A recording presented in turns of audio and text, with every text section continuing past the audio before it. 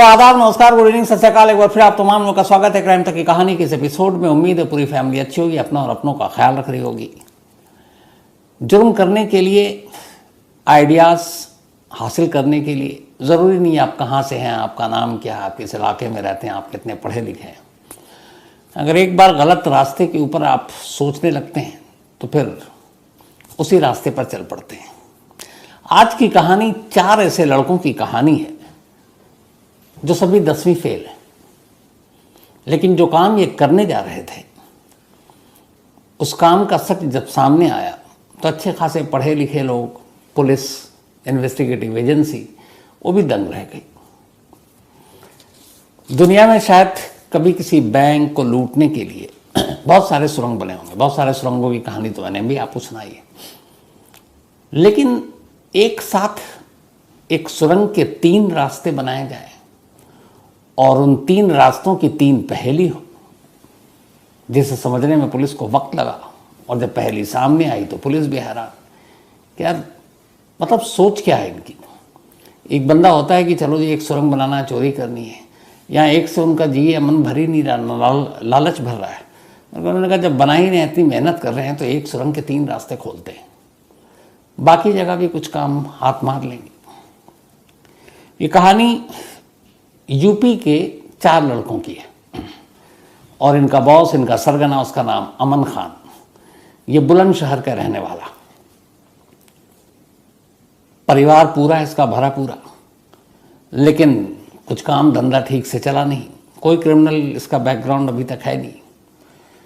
तो लोगों से बहुत उधार ले लिए। कई लोगों की आदत होती है उधार मांगने की और फिर न लौटाने की, और ये सबसे बुरी चीज़ होती है। तो उसे भी उधार का चस्का लग गया। जब तक उधार मिलता रहा, घर चलता रहा, फिर जब मांगना शुरू किया, लोगों ने तकाजा करना शुरू कर दिया कि भाई पैसे लौटाओ, तो वो परेशान हो गया। अब 1, 2, 3, 4 कितने को लौटाए, पैसे हैं नहीं। तब उसे लगा कि कुछ करना चाहिए, इन लोगों के पैसे लौटाने के लिए कोई बड़ा हाथ मारना चाहिए, पर कैसे। और यहीं से 6 महीने पहले उसकी सोच शुरू होती है। बहुत सोचा, उसके बाद बुलंदशहर से बाहर निकला अकेला। अब वो अलग अलग, पहले दिल्ली गया, फिर दूसरे शहरों में गया, भटकता रहा, घूमता रहा, और उसे ये पता नहीं है कि करना क्या है, लेकिन ये है कि कुछ बड़ा करना है। घूमते, भटकते, टहलते आखिरकार वो जयपुर पहुंच गया। जयपुर जाने के बाद भी इधर उधर भटकता रहा, ढूंढता रहा क्या करना है, कैसे करना है। और अचानक करीब 5 महीने पहले जयपुर में एक अंबाबाड़ी इलाका है, वहां जाकर उस सब्जी मंडी से गुजरते वक्त उसे लगा कि उसकी मंजिल मिल गई। ये जयपुर में अंबाबाड़ी का जो इलाका है, यहाँ पे एक पूरी मार्केट है, बाजार है और मंडी भी है, तो भीड़ काफ़ी होती है। और ये सारा एक तरह से शॉपिंग कॉम्प्लेक्स समझ दीजिए, मंडी या फिर बैंक। अब चूँकि मंडी है तो बैंक भी होगा।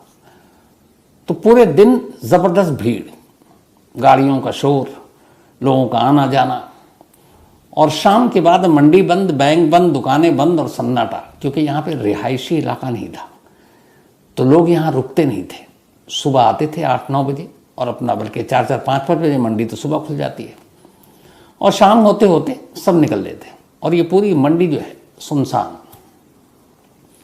अब अमन वहाँ पहुँच कर इधर उधर देखने लगा। अचानक उसकी नज़र पड़ी एक बैंक पर। इस बैंक का नाम था state bank of India, SBI, बहुत ही फेमस बैंक। फिर उसने बैंक के आसपास देखना शुरू किया तो उस बैंक के बराबर में उसे एक ज्वेलरी शॉप दिखाई दी, गहनों की दुकान, कीमती जेवर रखे हुए। थोड़ा और आगे बढ़ा तो उसने देखा कि एक और बैंक है, सेंट्रल बैंक ऑफ इंडिया। तब ये सारे एक तरह से इर्द गिर्द थे, आसपास, कुछ कुछ मीटर की दूरी पर। अब उसने SBI देखा, फिर वो ज्वेलरी शॉप जिसका नाम अंबिका ज्वेलरी है वो देखा, और फिर सेंट्रल बैंक ऑफ इंडिया देखा, और वहीं उसे एक नया आइडिया मिला। इसके बाद वो वापस आता है बुलंदशहर, अपने 3 दोस्तों को अपना प्लान बताता है। पहले दोस्त तैयार नहीं होते, लेकिन कहता है कि देखो इसमें कोई खतरा नहीं है, लंबा हाथ मारेंगे और हम सब कर्जे भी निकल लेंगे। वो 3 दोस्त भी वैसे ही थे, उन्हें भी फटाफट पैसे चाहिए थे। आखिरकार तीनों तैयार हो गए। उसने कहा फुल प्रूफ प्लानिंग है और इसमें कोई गड़बड़ हो ही नहीं सकती। इसके बाद प्लान के तहत इन लोगों ने अपने फर्जी दस्तावेज बनाए आधार ये वो, और फिर तीनों पहुंच गए जयपुर। जयपुर जाने के बाद इन्होंने एक इलाके में एक किराए का घर लिया। किराए का घर लेकर अब वो चारों वहीं रहने लगे। अब इनके पहली प्लानिंग हो गई, किराए का घर लिया, अब ये है कि उस बैंक की रेकी करनी है। तो पहला टारगेट था SBI, state bank of India. अब इनमें से एक जाता, फिर दूसरा जाता, तीसरा जाता, और बैंक के अंदर नजरें दौड़ाता, कहाँ कहाँ लॉकर रूम कहाँ है, स्ट्रांग रूम कहाँ है। आने जाने के दौरान पता चला कि यहाँ लॉकर है, लॉकर की फैसिलिटी है इस बैंक में, क्योंकि मंडी थी, बहुत सारे कारोबारी थे। तो अब वहाँ उसके बारे में तफ्तीश करने लगा, अकाउंट खुलवाना है, लेकिन अकाउंट खुलवाना नहीं था उसको। तो जाकर दिन दिन भर बैंक में इस उसके नाम पर मतलब बहाने करके बैंक में रहता, और खासतौर पर जो लोग लॉकर रूम की तरफ जाते हैं उनको देखता। फिर एक रोज़ इनमें से एक ने बात की एक लॉकर से जो बाहर निकल रहा था। उसने कहा कि हमें भी लॉकर यहाँ पर लेना है, तो क्या सेफ़ है? तो उसने कहा बिल्कुल सेफ़ है, यहाँ तो बड़े बड़े लोगों के लॉकर हैं। तो उसने कहा नहीं, मुझे ये पता करना है कि कहीं रखते हैं, चोरी तो नहीं हो जाए। तो उसने उसको पूरा नक्शा बता दिया कि लॉकर रूम ऐसे जाकर राइट में नीचे है। अब वो सब समझ गया। उसे अकाउंट नहीं खुलवाना था, क्योंकि उसे मालूम था अगला स्टेप क्या होगा। अकाउंट खुलवाएंगे तो फिर सारी चीज़ें देनी होंगी, कल को चोरी होगी, वो आएगा रेडार पर। तो ये सब कुछ नहीं। और जब बैंक जाता उसे भी पता है CCTV फुटेज है, तो मास्क पहन लेता या गले में कुछ मफलर टाइप डाल लेता, ताकि चेहरा पूरी तरह से ना आए, कैप पहनता। धीरे धीरे उस बैंक के बारे में जानकारी हासिल कर ली। अब बैंक की जानकारी हासिल कर ली तो उस लोकेशन को देख रहा मंडी में। प्लान का जो सेकंड पार्ट था वो शुरू करता है। उस बैंक से करीब 300 मीटर दूर वो कुछ शॉप को ढूंढता है जो किराए पर मिल जाए, पर उस शॉप भी उसे ऐसा चाहिए था जो बेसमेंट में हो, या जिसके नीचे बेसमेंट हो। अब चूंकि मंडी थी तो वहाँ बेसमेंट में बहुत सारे लोग रखते थे अनाज, बाकी चीज़ें, सब्जियाँ, ये वो फल। तो आखिरकार एक शॉप पर उसकी नज़र पड़ी। उसने वहाँ जाकर बताया कि हम खाद का धंधा करते हैं, बिजनेस जो खेतों में डाला जाता है, तो यहीं पे हम उस खाद की एक दुकान खोलेंगे। 13,000 मंथली किराए पर जो मालिक था उसने ये दुकान दे दिया। अब उन्होंने इस दुकान पे बाकायदा बोर्ड लगाया, खाद की दुकान। अब कमाल देखिए, दिमाग देखिए कि उसने जानबूझकर खाद बेचने के नाम पर ये लिया, क्योंकि खाद जो आती है जनरली बोरियों में आती है, इतनी इतनी बड़ी बोरियाँ होती हैं। तो आप बोरी ले जाइए, खेतों में डालिए, फसलों में। तो अब खाद के चक्कर में बोरियां भी आएंगी, और उससे अभी फ्यूचर पता है प्लानिंग का कि उन बोरियों का यूज़ क्या है। तब उसने दुकान ले लिया, बोर्ड लग गया, बाकायदा दुकान का नंबर बोर्ड पे था। अब थोड़े दिन तक दुकान पे बैठा, चारों तरफ देखता रहा। अब तक सब कुछ चेक कर लिया था, सुबह कितने बजे लोग आते हैं, शाम को कितने बजे सन्नाटा हो जाता है, घर यहाँ पे है नहीं तो कोई रहता नहीं है। फिर ये लोग घर पे इन्होंने एक दिन प्लान बनाया। अच्छा, इनका एक शुरू से था कि हम जहाँ पे ये किराए पे रहते थे वहाँ, और जहाँ इन्होंने शॉप लिया वहाँ, इन दो जगहों पर अपना मोबाइल, अपना सिम यूज़ नहीं करेंगे। एक ही सिम यूज़ करेंगे जो शॉप का इन्होंने नंबर दे रखा था। बाकी इन लोगों के जो पर्सनल नंबर थे, उनका सिम जहाँ ये घर पे रहते सिम को बाहर कर देते, जब शॉप पे आते सिम को बाहर कर देते। और अगर अपने घर वालों से, दोस्तों से बात करनी होती तो उन्होंने वहीं पे एक जगह है दिल्ली गेट करके, उस जगह को चुना था, वहाँ पर जाकर सिम डालते और ये इन दोनों जगह से दूर, और फिर वहाँ बात करते, सिम निकालते, आ जाते।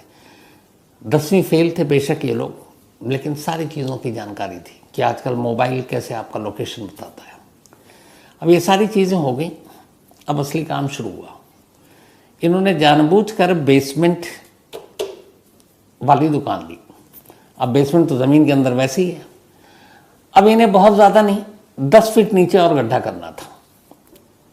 लेकिन अब चक्कर ये था कि जहाँ इन्होंने शॉप लिया वहाँ से SBI, अंबिका ज्वेलर्स और सेंट्रल बैंक ऑफ इंडिया, इन तीनों की दूरी मिलाकर 300 मीटर था, 300 मीटर। तो अब करीब 300 मीटर की खुदाई करनी है, सुरंग बनाने हैं। बट इनका एडवांटेज ये था कि इन्होंने ऑलरेडी बेसमेंट लिया, तो बेसमेंट मतलब पहले ही इतना गड्ढा हो चुका है। अब उस बेसमेंट के थ्रू, और ये शॉप और क्यों लिया था उन्होंने, जिस जगह इन्होंने शॉप लिया उसके ठीक सामने वाली शॉप, उसमें भी ऐसी एक बेसमेंट था। तो उन्हें पता था कि फिर वहाँ पे हमें ज़्यादा मेहनत नहीं करनी पड़ेगी। अब इन्होंने खुदाई का काम शुरू किया। चूँकि पूरे दिन चिल्लापों, पूरे मार्केट में, मंडी में जो शोर होता है आप सब जानते हैं, गाड़ियों का आना जाना, व्यापारियों का आवाज़ लगाना, तो उस शोर का इन्होंने फ़ायदा उठाया। ये सुबह आते और खुदाई शुरू कर देते।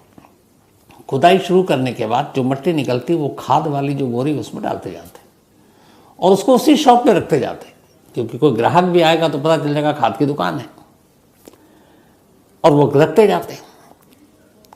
करीब 4.5 महीने से ये खुदाई का काम चलता रहा, लास्ट 4.5 ईयर मंथ। इस दौरान में जब बोरियां इन्हें लगा कि ज़्यादा है तो खाद की बोरियां भी ये मंगाते थे ई रिक्शा पर, और लोग देखते थे और बड़े खुलेआम खाद की बोरियां आ रही हैं जा रही हैं।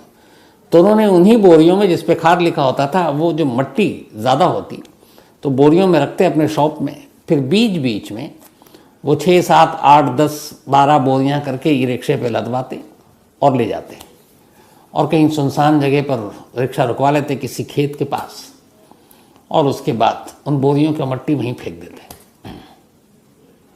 तो किसी को शक ही नहीं होता कि ये मिट्टी कहाँ जा रहा है, क्योंकि खाद की दुकान है, बोरियां आती जाती रहती हैं, उन्हीं बोरियों में मिट्टी का पूरा इन्होंने डंप कर दिया। अब ये था, कई बार ये 4 लोग थे, 2 लोग खुदाई करते, जब वो थक जाता तो फिर दूसरा जाता, मिट्टी भी निकालना होता। लेकिन अब 2 इशू आ रहा था। एक, कई बार दुकान में ग्राहक अचानक आ जाता, अब खुदाई हो रही है तो आवाज़ भी आ सकती है। तो शॉप पे जो काउंटर पे बैठा होता 2 लोग, उन्होंने वाईफाई बेल भी खरीद रखा था, क्योंकि तार के थ्रू या इलेक्ट्रिक के थ्रू अब बेसमेंट में कहाँ ले जाएंगे, और अंदर सुरंग कहाँ तक जा रहा है तो कहाँ तक घंटी की आवाज़।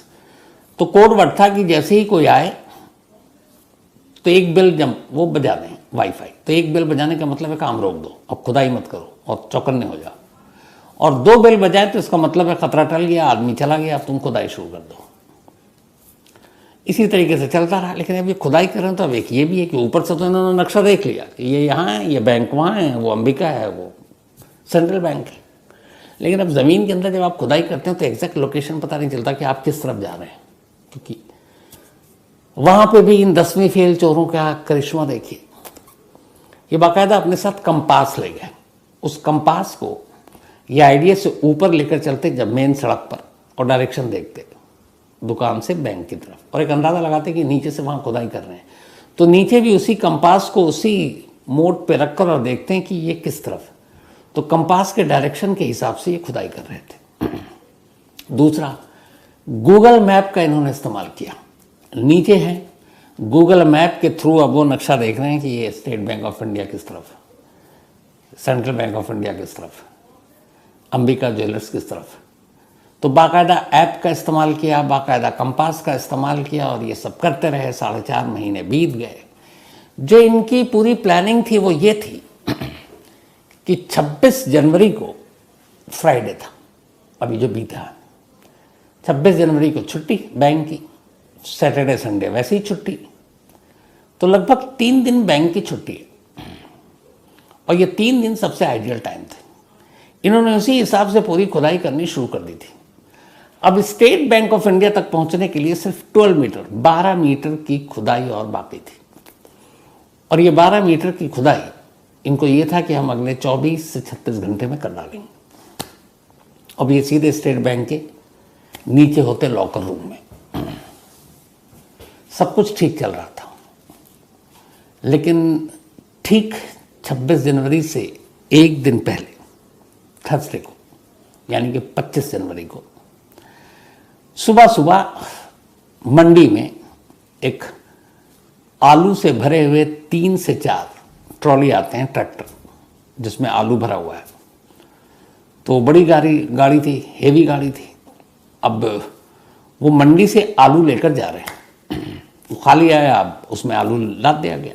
अब उनको लेकर जाना है, कहीं दूसरे मंडी में पहुंचाना है ताकि वो खुदरा बेच सकें। तो उस टेम्पो या ट्रक में आलू लोड हो गया। अब वो चला उसी मंडी से, इत्तेफाक से थोड़ी दूर पर गया तो उसका टायर एक गड्ढे में फंस गया, उस ट्रक का। जब गड्ढे में फंसा तो उन्होंने देखा, उतर कर देखा कि यार ये गड्ढा, मिट्टी हटाना पड़ेगा। तो जितने भी ट्रक ड्राइवर के साथ उसके हेल्पर और बाकी लोग थे, फिर वो शॉप वाला, उसके भी कुछ लड़के आए, उन्होंने सबने मट्टी हटाना शुरू किया क्योंकि मंडी में जाम भी लग रहा था। और धीरे धीरे जब मट्टी हटाने लगे तो ये था कि पहिया निकल जाएगा, लेकिन मट्टी हटाते ही पहिया और धंस गया अंदर। अब जब धंसा तो बाकी की मिट्टी नीचे, और सब देख रहे हैं कि नीचे होल है। अब उन्हें लगा शायद ये कोई सीवर वीवर रह गया जो कभी होगा, और वो वैसे ही पड़ा हुआ है, अब भी किसी के दिमाग में नहीं। अब वो ट्रक पूरी तरह से फंस गया। अब भाई फिर बुलाया गया, बाकायदा क्रेन व्रेन के ज़रिए उसको उठाया गया। अब जब हटा तो लोगों ने अंदर झांक के देखा तो नज़र पड़ी कि अंदर बड़ी सारी मशीनें रखी हुई हैं, खुदाई की, फावड़ा भी है, ये भी है, ड्रिलिंग मशीन भी है। उन्होंने कहा ये क्या है, ये कहीं अंग्रेज़ों के ज़माने का कोई सुरंग या खजाना तो नहीं है। तब तक किसी ने पुलिस को खबर कर दी, पुलिस मौके पर आई। अब जब पुलिस मौके पर आई तो उसने देखा, पुलिस भी हैरान।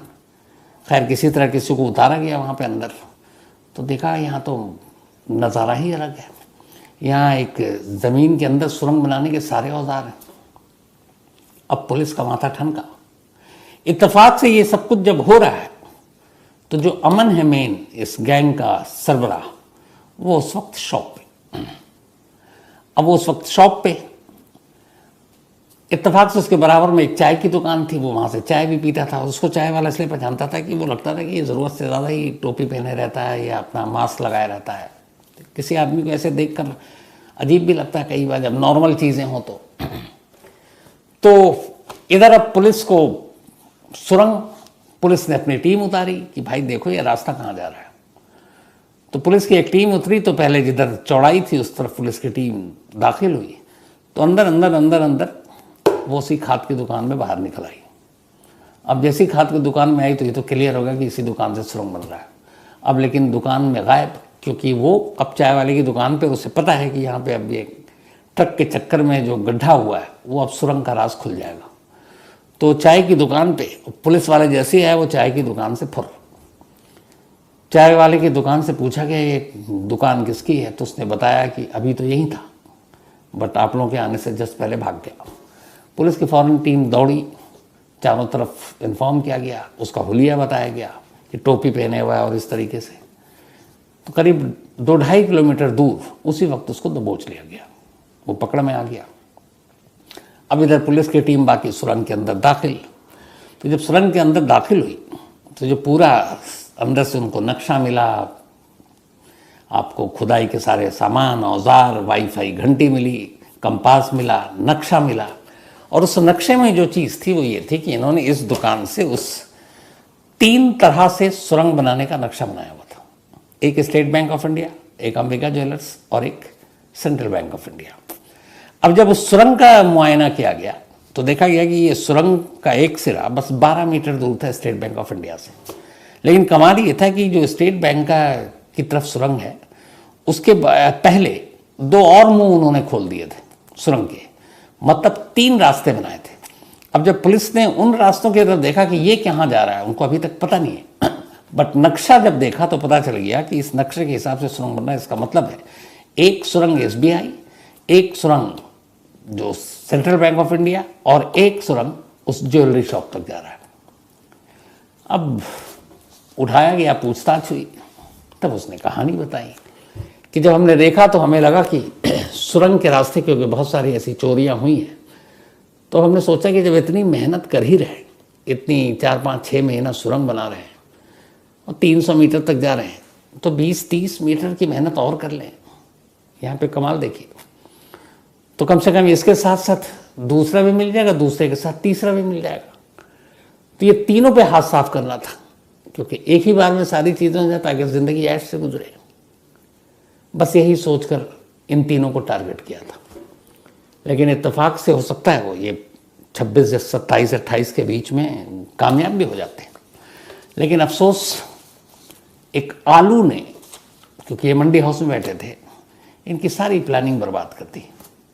मास्टर पकड़ा गया है जो माइंड, बाकी के 3 फरार हैं। क्योंकि जब वो चाय की दुकान से भागा तो उसने उन तीनों को अलर्ट कर दिया कि सुरंग का भेद खुल गया है। अच्छा, उस वक्त चूँकि ये मंडी में सुबह सुबह, आप किसी भी मंडी में जाएंगे, सब्जी मंडी में, अर्ली मॉर्निंग 4-5-6 बजे ही सारी चीज़ें बिक्री शुरू हो जाती हैं।